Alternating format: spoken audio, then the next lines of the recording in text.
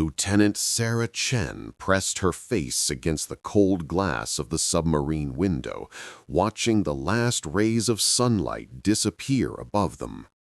The water had turned from blue to dark green, and now it was becoming black as ink. Her heart pounded in her chest as the depth gauge on the wall climbed higher and higher. They were already at 3,000 feet, descending into a part of the ocean where few humans had ever been. The mission was simple on paper, but terrifying in reality. Rescue a research team trapped in an experimental station at 9,000 feet, right at the edge of what they called the death zone. Before we begin, tell us in the comments where in the world you're watching from. "Pressure holding steady, Captain," called out Marcus from the control panel. His voice was calm, but Sara could see his knuckles turning white as he gripped the controls. Captain James Rodriguez stood behind them, his weathered face showing no emotion, but Sara had served under him for 3 years. She knew that look in his eyes. He was worried. "How long until we reach the station?" Rodriguez asked, his voice steady and commanding. "At this speed, about 40 minutes, Marcus replied, checking his instruments. "But Captain, we need to talk about the return journey. With 6 extra people on board, we'll be pushing the weight limit. The ascent will be slow, maybe too slow." Sara turned away from the window. "What do you mean, too slow?" Marcus swiveled in his chair to face them both. "The station sent their last message 2 hours ago. They said their hull was cracking. If water gets in at that depth, the pressure is so intense it turns into a force like a bomb. The compression wave alone could knock out our systems from 100 yards away." Rodriguez crossed his arms. "We're not leaving them down there. Those scientists knew the risks when they signed up, but we took an oath to bring our people home. All of them." The submarine shuddered as they passed through a thermal layer, and Sara grabbed the wall to steady herself. Through the window, she could see strange lights in the distance. Bioluminescent creatures, she realized, fish and jellies that lived in this eternal darkness. They looked beautiful and alien, floating past like ghosts. It was hard to believe that just a few thousand feet above them, people were swimming at beaches. Children were playing in the waves, completely unaware of this strange world below. 4,000 feet, Marcus announced, entering the midnight zone, temperature dropping to 38 degrees. Sara felt the cold seeping through the submarine walls. She pulled her jacket tighter and moved closer to the others. The submarine was small, designed for a crew of 3, with barely enough room to stand. Every inch of space was filled with equipment, pipes, and control panels. Red emergency lights cast everything in an eerie glow. "I've been thinking about something," Sara said quietly. "Why were they doing research that deep in the first place? What's down there that's worth dying for?" Rodriguez's expression darkened. "That's classified information, Lieutenant." "With respect, Captain, we're risking our lives. I think we deserve to know." There was a long silence. Finally, Rodriguez sighed. They were studying pressure-resistant materials, the kind that could change everything we know about deep-sea exploration and submarine warfare. The station itself is made of a new alloy that's supposed to withstand pressures that would crush titanium like a paper cup. If it's failing, then someone made a serious mistake, or something went very wrong. Marcus whistled low. "So we're the guinea pigs for the rescue version." "We're using a proven design," Rodriguez said firmly. "This submarine has made 12 deep dives. She'll hold." 5,000 feet, Marcus called out. The lights flickered for a moment, and Sara's stomach dropped. "Just the electrical system adjusting," Marcus assured them quickly, but his voice had lost some of his confidence. Sara returned to the window, though there was almost nothing to see now, except darkness and the occasional flash of bioluminescence. She thought about her family back home, her younger brother who looked up to her, her mother who had begged her not to join the Navy. Too dangerous, she'd said. Sara had laughed it off then. Now, descending into the deepest parts of the ocean, she wondered if her mother had been right. "Contact," Marcus said suddenly, his voice sharp. "I'm picking up the station's beacon, bearing 270, distance 1 mile. But there's something else. I'm reading another signal, something I don't recognize." Rodriguez leaned over Marcus's shoulder, studying the sonar display. "Show me." "There," Marcus pointed. "It's big, whatever it is, moving slowly, circling the station." Sara felt a chill run down her spine. Could it be a whale? Some species dive this deep. Not at 9,000 feet, and it's too big. The reading says it's at least 200 feet long. "That's impossible," Rodriguez muttered. "Must be a sonar ghost, some kind of reflection or thermal distortion." But Sara could hear the doubt in his voice. The ocean was full of mysteries, creatures that science had never documented, things that lived in the crushing darkness where humans couldn't survive. She'd heard the stories from other sailors, tales dismissed as legends or tricks of the mind. Now, descending deeper than she'd ever been, those stories didn't seem so impossible anymore. 6,000 feet, Marcus announced. Pressure is 3,000 pounds per square inch. That's enough to crush a car flat in seconds. Sara tried not to think about what that pressure would do to a human body, how quickly it would happen. At this depth, if the submarine failed, they wouldn't even have time to feel pain. The water would compress them instantly, like they'd never existed at all. "I'm trying to raise the station on the radio." Rodriguez pressed buttons on the communication panel. "Station 7, this is Rescue Sub Delta. Do you copy?" Static filled the cabin. "Station 7, respond, please." After a moment, a crackling voice came through, weak and distorted. "Delta, this is Station 7. Thank God you're here. Our situation is critical. We've had a hull breach in Section C. We've sealed it off, but we don't know how long the bulkhead will hold." "Station 7, we're 12 minutes out. Prepare your team for evacuation. 6 people, correct?" "Negative, Delta. We're down to 5. We lost Dr. Patterson when Section C flooded. The pressure differential, when the wall breached, it was instantaneous. He didn't suffer." Sara closed her eyes. One person already dead, and they hadn't even arrived yet. She wondered if Dr. Patterson had family, if someone would knock on their door tomorrow with the terrible news. "Understood, Station 7, Rodriguez said, his voice gentle. "We'll be there soon. Stay strong." 7,000 feet, Marcus said quietly. "That unknown contact is still there. It's closer now, about a quarter mile from the station." "Keep tracking it," Rodriguez ordered. "If it gets any closer, let me know immediately." The submarine continued its descent, the darkness outside now absolute. Sara realized she was holding her breath and forced herself to breathe normally. The cabin felt smaller with each passing minute, the walls pressing in.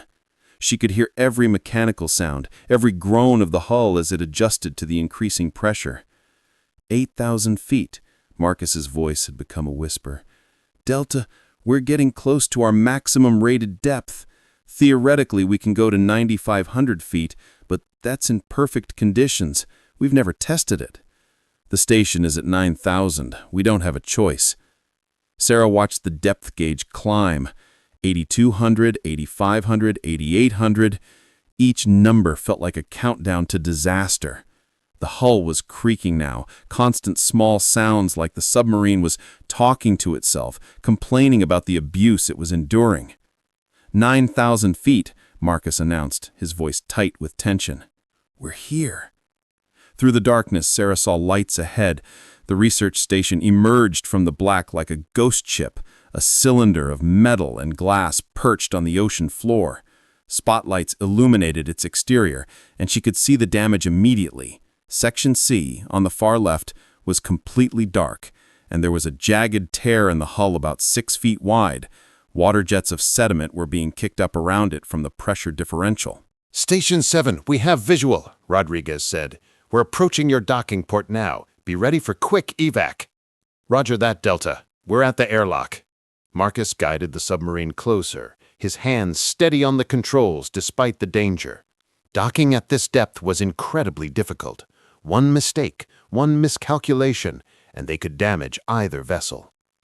Sara held her breath as they made contact, metal scraping against metal, then the satisfying clunk of the docking clamps engaging.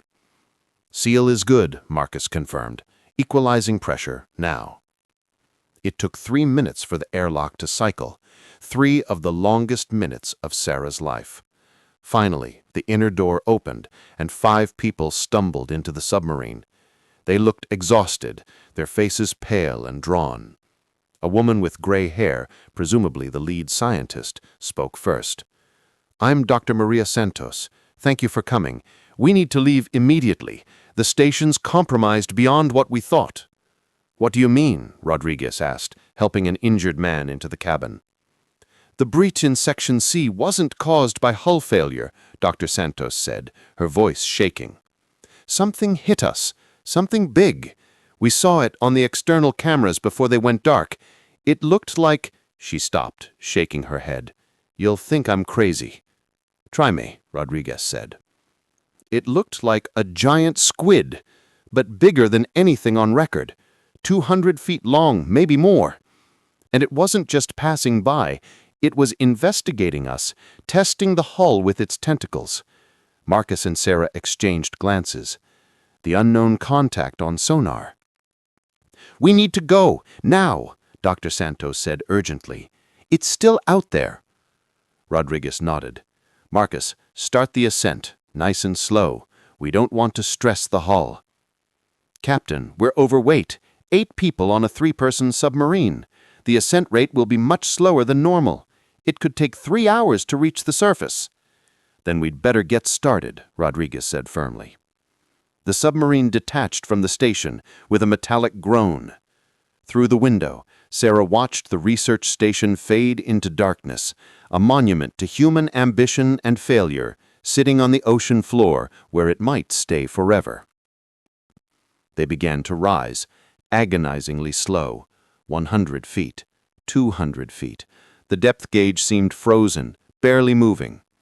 Inside the cabin, the 8 people were crammed together, barely able to move. The air was getting stale, the recycling system working overtime. "Contact," Marcus said suddenly. "That large object, it's moving toward us, fast." "How fast?" Rodriguez demanded. 20 knots, impact in 30 seconds. "Evasive maneuvers," Rodriguez ordered. "Hard to starboard."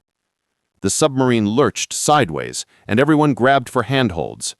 Through the window, Sara saw something massive pass by, just at the edge of their lights. A glimpse of dark red flesh, an eye the size of a dinner plate, tentacles thick as tree trunks. "It's circling us," Marcus said, his voice cracking. "I think it sees us as prey." Dr. Santos spoke up. "At this depth, there's very little food. A creature that size would be constantly hungry. It probably thinks we're a whale or something it can eat." Another impact rocked the submarine, harder this time. Alarms began to blare. "Hull integrity down to 80%, Marcus shouted. "If it hits us again, we're done." Rodriguez moved to the weapons panel. "We have 2 emergency torpedoes, designed for underwater obstacles. If I fire them—" "You'll kill an undiscovered species," Dr. Santos interrupted. "That creature is probably the only one of its kind we've ever documented. And if I don't fire, it'll kill us. 8 human lives, Doctor. That's what I'm choosing." Sara stared out the window, watching the massive shape circle them. It was magnificent, she realized. A creature from Earth's last frontier, surviving in conditions that would kill a human in seconds. But Dr. Santos was right about one thing. It was hungry, and we were food. "Wait," Sara said suddenly. "We don't have to kill it. We just need to scare it away. Marcus, can we vent some of our emergency compressed air, make a lot of noise and bubbles?" Marcus looked at Rodriguez, who nodded slowly. "Do it." Marcus hit the controls, and there was a loud hissing sound. Through the window, Sara saw huge streams of bubbles rushing past them, a silver curtain in the darkness. The giant squid recoiled, its tentacles pulling back. For a moment, it hung in the water watching us. Then, with a powerful thrust of its body, it disappeared into the darkness. "It's gone," Marcus said, not quite believing it. "The contact is moving away." The cabin erupted in relieved laughter and tears. Dr. Santos squeezed Sarah's shoulder. "Thank you, Lieutenant. That was brilliant thinking." But Rodriguez's face was still serious. "We're not out of this yet. We lost air, which means we lost buoyancy. Our ascent rate just got even slower. And we used up our emergency reserves. If anything else goes wrong, we're out of options." The mood in the cabin sobered instantly. They continued to rise, foot by agonizing foot. 7,000 feet, 6,000 feet. The journey that had taken 40 minutes going down would take more than 3 hours going up. They were quiet now, conserving air, each person lost in their own thoughts. At 4,000 feet, the temperature began to rise slightly. At 3,000 feet, Sara could see the water lightening from black to deep blue. At 1,000 feet, she saw something that made her want to cry. Sunlight filtering down from above like gold. "We're going to make it," Marcus said, his voice full of wonder. They broke the surface at 2:27 p.m., the submarine bobbing in gentle waves. Through the window, Sara could see the rescue ship approaching, helicopters circling overhead. She looked around at the faces in the cabin, all of them exhausted but alive, and felt something warm bloom in her chest. Pride, she realized. They had gone to the ocean depth where humans instantly die, and they had brought everyone home. Rodriguez smiled for the first time since they'd started the mission. "Good work, team. Let's go home." As they waited for the rescue ship, Sara looked back at the ocean, thinking about the mysteries still hidden in its depths, the creatures that lived where humans could never go, the darkness that would always remain unexplored. The ocean had tested them today, and they had survived. That was enough.